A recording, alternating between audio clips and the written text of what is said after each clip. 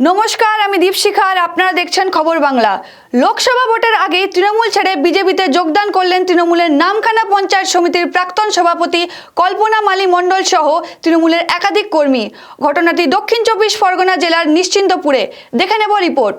লোকসভা ভোটের আগে তৃণমূল ছেড়ে যোগদান করলেন বিজেপিতে নামখানা পঞ্চায়েত সমিতির প্রাক্তন সভাপতি তৃণমূল কর্মীরা। দক্ষিণ 24 পরগনা জেলার চিন্তাপুরে 2024 সালে লোকসভা ভোটকে পাখির চোখ করতে রবিবার দিন ছাত্রী বিধানসভার কয়েক হাজার বিজেপি কর্মী সমর্থকদের নিয়ে বুথ সম্মেলন করা হয়। আর এই বুথ সম্মেলনে উপস্থিত ছিল রাজ্যের সভাপতি সুকান্ত মজুমদার, শান্তনু ঠাকুর, কেন্দ্রীয় মন্ত্রী সহ বিজেপির একাধিক কর্মকর্তারা।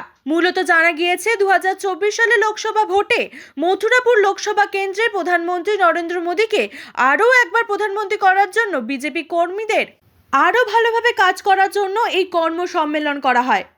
এর পাশাপাশি রাজ্য সভাপতি সুকান্ত মজুমদার ও কেন্দ্রীয় মন্ত্রী শান্তনু ঠাকুর প্রকাশ্য জনসভা থেকে বললেন, কাকদ্বীপ বিধানসভা সহ সাগর বিধানসভায় যে সমস্ত নাগরিকরা নাগরিকত্ব পায়নি, এই লোকসভা ভোটের আগেই সমস্ত স্তরের মানুষজনকে নাগরিকত্ব পাইয়ে দেওয়ার আশ্বাসও দেন রাজ্যের সভাপতি সহ কেন্দ্রীয় মন্ত্রী। এমনকি এই কর্মী সম্মেলন সভা থেকে নামখানা পঞ্চায়েত সমিতির প্রাক্তন সভাপতি কল্পনা মালি মণ্ডল সহ বেশ কয়েকজন তৃণমূল কংগ্রেস ছেড়ে বিজেপিতে যোগদান করলেন। নামখানা প্রাক্তন পঞ্চায়েত সমিতির সভাপতি কল্যাণ মালি মণ্ডল বললেন, তিনি দীর্ঘ 5 বছর তৃণমূল কংগ্রেসের নামখানা পঞ্চায়েত সমিতির সভাপতি হয়েছিলেন।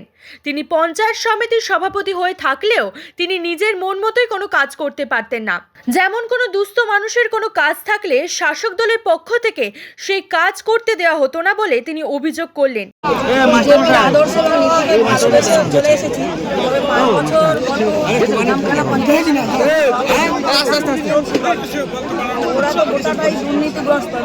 চোরের দল, পরিবারতন্ত্র দল, খুন ধরা দল, ঘুষখোরের দল, ওই দল আমার পছন্দ না। এবং 5 বছর আমি দাঁতে দাঁত চেপে শুধু সই করে গেছি, মতামত প্রকাশ করতে পারিনি। অতএব ওই দলটা চলে যাওয়াই উচিত। অনেকবার ঘোষণা করেছেন তিনি ডায়মন্ডহারবার লোকসভার প্রার্থী, কিন্তু বিরোধী দলনেতা শুভেন্দু অধিকারী অনেক সময় নওশাদকে সমর্থন জানিয়েছে। এক্ষেত্রে আপনাদের কি স্ট্যান্ড? আজকে নওশাদ, আমাদের স্ট্যান্ড খুব ক্লিয়ার।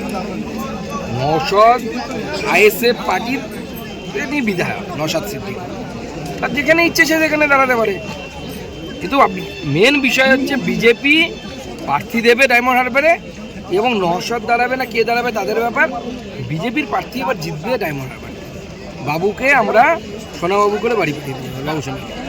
বাবু সোনা যিনি বাংলার যুবরাজ, এবি ঝুঁকেগা নেই, ইডি থাকেগা নেই, চলছে যে এখন চলবে, চিন্তা নেই, প্যাকেট হয়ে যাবে। খবর বাংলার এই পর্ব এখনকার মতন এই পর্যন্তই। পরবর্তী খবরের জন্য চোখ রাখুন খবর বাংলা স্ক্রিনে। খবর বাংলা, খবরের খবরদারি।